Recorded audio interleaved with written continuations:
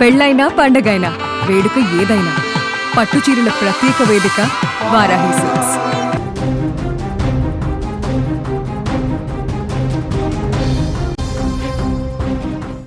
Breaking news చూస్తున్నాం. రైతులకు తెలంగాణ ప్రభుత్వం గుడ్ న్యూస్ చెప్పింది. ఈ నెలాఖరులోగా రైతు భరోసా నిధులు విడుదల చేయబోతున్నారు. మరో 15 నుంచి 15 రోజుల్లో పెట్టుబడి సాయం కింద ప్రభుత్వం ఇవ్వబోతోంది. స్థానిక ఎన్నికలకు ముందే పంపిణీకి కసరత్తు చేస్తోంది ప్రభుత్వం.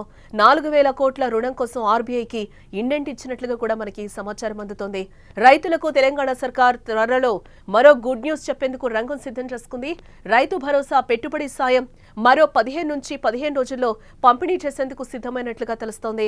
జూలై నెలలో స్థానిక సంస్థల ఎన్నికలు నిర్వహించేందుకు సిద్ధమవుతున్న రాష్ట్ర ప్రభుత్వం ఆలోపే రైతు భరోసా పంపిణీని పూర్తి చేయాలని కూడా భావిస్తోంది.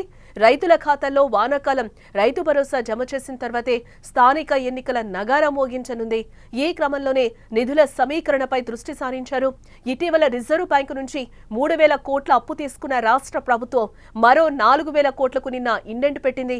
ఈ నిధులన్నీ సమకూరాక రైతులకు వానాకాలం పెట్టుబడి సాయాన్ని అందించనుంది.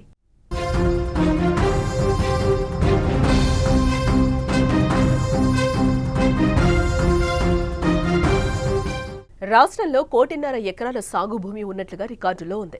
గత ప్రభుత్వం రైతు బంధు పథకం కింద ఎకరాకు 5,000 రూపాయల చొప్పున పంపిణీ చేయగా ప్రతి సీజన్కు సుమారుగా 7,500 కోట్లు అవసరమయ్యేవి.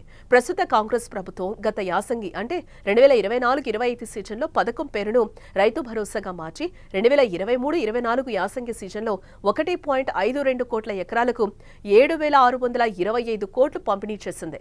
రైతు బంధును ప్రక్షాళన చేసి కొత్త మార్గదర్శకాలు జారీ చేసేందుకు సమయం పడుతుందంటూ 2024-25 వానాకాలం సీజన్లో రైతు భరోసా ఇవ్వలేదు.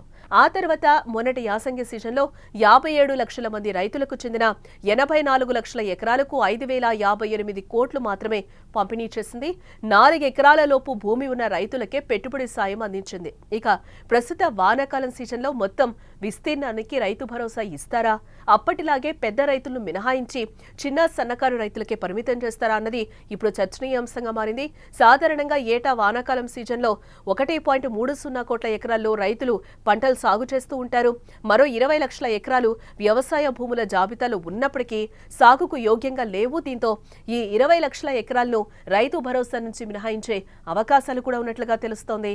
1.30 లక్షల ఎకరాలకు రైతు భరోసా ఇస్తే 7,800 కోట్లు అవసరమవుతాయి. గత యాసంగి సీజన్ మాదిరిగా చిన్న సన్నకారు రైతులకే భరోసాను పరిమితం చేస్తే 6 నుంచి 7,000 కోట్లు సరిపోయే అవకాశం ఉంటుంది.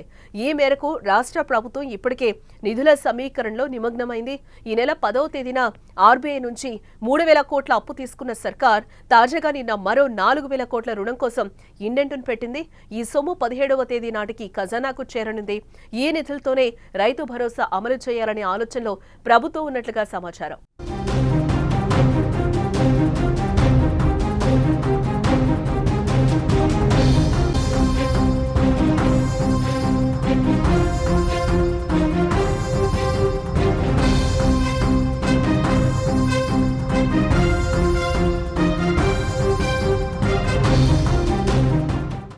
రాష్ట్రంలో స్థానిక ఎన్నికలు కూడా వాయిదా పడుతూ వస్తున్నాయి.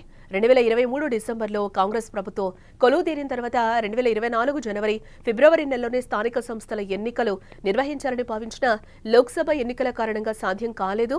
ఆ తర్వాత కులగణన చేపట్టాలని, జనాభాలో ఎవరి వాటా ఎంతో తేలిన తర్వాతే స్థానిక ఎన్నికలకు వెళ్లాలని ప్రభుత్వం నిర్ణయించడంతో ఆలస్యమైంది. ఎట్టకేలకు వచ్చే నెలలో స్థానిక ఎన్నికలు నిర్వహించాలని భావిస్తున్న ప్రభుత్వం ఆలోపే ఒక కీలక పథకాన్ని అమలు చేయాలనే ఆలోచనలో ఉన్నట్లుగా సమాచారం.